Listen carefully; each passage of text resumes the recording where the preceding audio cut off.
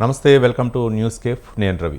ఈరోజు వివిధ దినపత్రికల్లో ప్రచురితమైనటువంటి ప్రధాన అంశాలు మరియు వాటిపై వివరణాత్మక విశ్లేషణ ఈరోజు న్యూస్ కేఫ్లో చూద్దాం.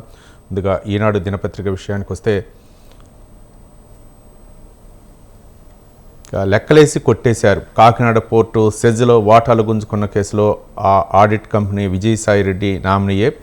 పీకేపీ శ్రీధర్ అండ్ సంతానం ఎల్ఎల్పీకి ఆయనతో అత్యంత సన్నిహితంగా సంబంధాలు. కుట్రలో భాగంగానే ఆ సంస్థకు స్పెషల్ ఆడిట్ బాధ్యతలు అప్పగించారంటూ కథనాన్ని అయితే మాత్రం ఈనాడు బ్యానర్ ఐటంలో ప్రచురించింది. ఇక సమస్య ఎక్కడుంటే అక్కడికి నేనే వస్తా అంటూ ఏపీ సీఎం చంద్రబాబు నాయుడు వ్యాఖ్యానించినటువంటి అంశాలని ఈనాడులో చూడవచ్చు. ధాన్యం కొనుగోలులో ఇబ్బందులపై చంద్రబాబు తేడా వస్తే అధికారులు ఉద్యోగుల్ని సహించనంటూ, అన్నదాతను అవస్థలు పెట్టి మిల్లర్లపై కఠిన చర్యలు తీసుకుంటామంటూ కలెక్టర్లకు ఆదేశాలు ఇచ్చిన ముఖ్యమంత్రి అంటూ ఒక కథనాన్ని మనం చూడవచ్చు. ఇక దూసుకెళ్తున్న పిఎస్ఎల్వి C-59 నిప్పులు చిమ్ముకుంటూ పిఎస్ఎల్వి ప్రయోగం విజయవంతమైంది. కక్షలోకి పోబ్రా-3 శ్రీహరికోట అంతరిక్ష పరిశోధనా కేంద్రం నుంచి ప్రయోగించినటువంటి అంశాన్ని మనం చూడవచ్చు. ఇక దేవేంద్ర ఫడ్నవీస్ ప్రమాణ స్వీకారోత్సవానికి సంబంధించి ఒక అంశాన్ని కూడా మనం ఈనాడులో చూడవచ్చు. మూడోసారి సీఎంగా ప్రమాణ స్వీకారం. కొలువుదీరిన మహారాష్ట్ర ప్రభుత్వం. డిప్యూటీ సీఎంగా షిండే, అజిత్ పవార్ హాజరైన ప్రధాని, పలువురు సీఎంలు. రాష్ట్రానికి గూగుల్ సంస్థ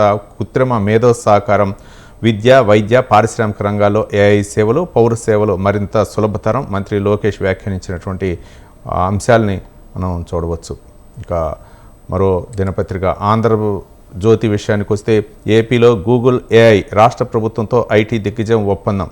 ఇక ఒక్క రైతు కూడా ఇబ్బంది పడకూడదు, గతంలో మాదిరిగా చేస్తే ఉపేక్షించినట్టు ఏపీ సీఎం చంద్రబాబు నాయుడు అధికారులపై ఆగ్రహం వ్యక్తం చేసినటువంటి అంశాలని మనం ఆంధ్రజ్యోతి దినపత్రికలు చూడవచ్చు. ఇస్రో ఖాతాలో మరో హిట్. పోబ్రా-3 ఉపగ్రహ ప్రయోగం విజయవంతం. 18 నిమిషాల్లో కక్షలోకి చేర్చిన పిఎస్ఎల్వి C-59. శాస్త్రవేత్తలకు ఇస్రో చైర్మన్ అభినందనలు. ఈ నెలాఖరులో మరో పిఎస్ఎల్వి ప్రయోగానికి రంగం సిద్ధమైనట్టు మరో అంశాన్ని చూడవచ్చు. చట్టాలంటే లెక్కలేదు. కేంద్ర మంత్రి గడ్కరీ వ్యాఖ్యానించినటువంటి వ్యాఖ్యలను కూడా మనం చూడవచ్చు. ఇక విశాఖలో 1,00,000 కోట్లతో గూగుల్ క్లౌడ్ 11వ ఒప్పందం. 6 నెలల్లో పనులు ప్రారంభం. విశాఖ మొత్తం 4 లక్షల కోట్ల రూపాయల పెట్టుబడులు. అచ్యుతాపురంలో NTPC గ్రీన్ ఎనర్జీ ప్లాంటు.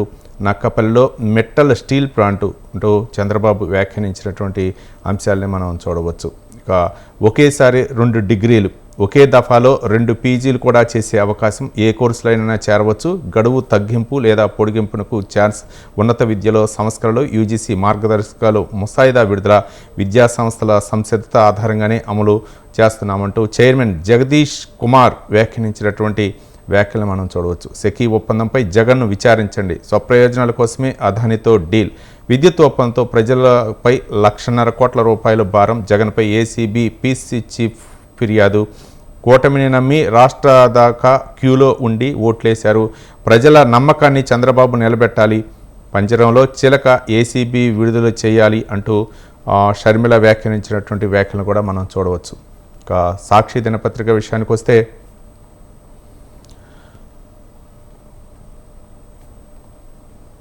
రాక్షస పాలనలో దళితులపై కక్ష. మాజీ ఎంపీలు, ఎమ్మెల్యేలు, ఎమ్మెల్సీలను కక్షపూరితంగా వేధిస్తున్న బాబు సర్కార్. ఇక దళితులకు న్యాయం లేకుండా చేసి అణగదొక్కే కుట్రలు చేస్తున్నారంటూ ఒక రాష్ట్ర ప్రభుత్వంపై అయితే విమర్శల్ని మనం చూడవచ్చు. ఇక దుర్మార్గ పాలనపై పోరాటం.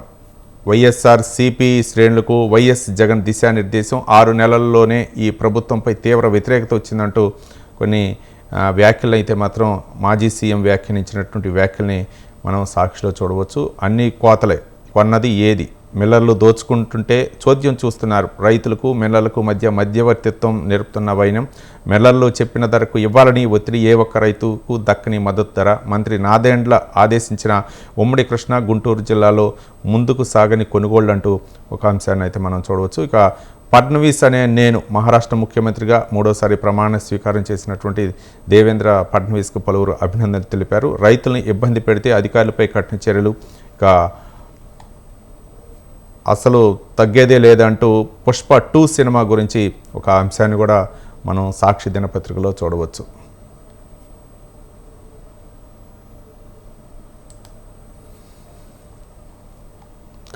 నమస్తే తెలంగాణ విషయానికి వస్తే తెలంగాణ తల్లి రూపు మార్చితే ఊరుకోం, రూపురేఖలు మార్చడాన్ని ఒప్పుకోం, విగ్రహంపై గోప్యత ఎందుకు, బీఆర్ఎస్ నేత శుభప్రద పటేల్ రేవంత్ చరిత్రహీనుడిగా మిగులుతావంటూ కొన్ని ఘాటైనటువంటి వ్యాఖ్యల్ని మనం నమస్తే తెలంగాణలో చూడవచ్చు. ఇక అల్లు అర్జున్పై కేసు నమోదు, సంధ్యా థియేటర్ వద్ద తొక్కిసలాట, ఒక వ్యక్తి మృతి చెందడంతో అల్లు అర్జున్పై కేసు నమోదు చేసినట్టు మనం చూడవచ్చు. నచ్చిన కోర్సును ఎంచుకోవచ్చు, గతంలో చదివిన సబ్జెక్టులు ఏవైనా సరే యూజీ పీజీలో నచ్చిన కోర్సులు చేరవచ్చు, ప్రవేశ పరీక్షలో ఉత్తీర్ణత సాధించే సరిపోతుంది, ఇక మీదట ఏడాదికి 2 సార్లు ప్రవేశాలంటూ యూజీసీ విడుదల చేసినటువంటి మార్గదర్శకాలని మనం చూడవచ్చు. ఇక తెలంగాణలో ఆంధ్రజ్యోతి విషయానికి వస్తే,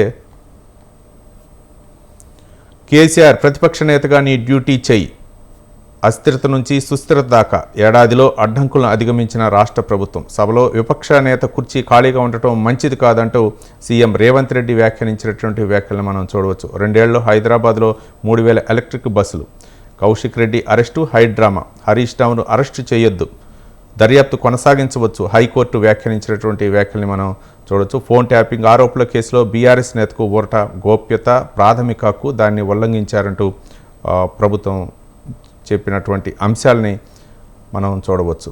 ఇక పాఠశాలలో కలుషిత భోజనంపై నివేదిక ఇవ్వండి, టాస్క్ ఫోర్స్ కమిటీల సమాచారం సమర్పించండి, మున్సిపాలిటీల్లో పంచాయతీల విలీనం సబబే, హైకోర్టు స్పష్టీకరణ అంటూ మన హైకోర్టు వ్యాఖ్యానించినటువంటి వ్యాఖ్యలను చూడవచ్చు. ఇవన్నీ కామన్గా దేవేంద్ర ఫడ్నవీస్ 3వ ప్రమాణ స్వీకారం చేసినటువంటి అంశాలను అయితే మాత్రం మనం చూడవచ్చు. ఇక కేసీఆర్ ప్రతిపక్ష నేతగా నీ డ్యూటీ నీవు చేయి, సభలో విపక్ష నేత కుర్చీ ఖాళీగా ఉండటం మంచిది కాదంటూ సచివాలయంలో ఇంద్రమిళ్ల పథకం మొబైల్ యాప్ నమూనా ఆవిష్కరణ సందర్భంగా తెలంగాణ సీఎం వ్యాఖ్యలు ప్రధానాంశంగా ప్రచురించాయి.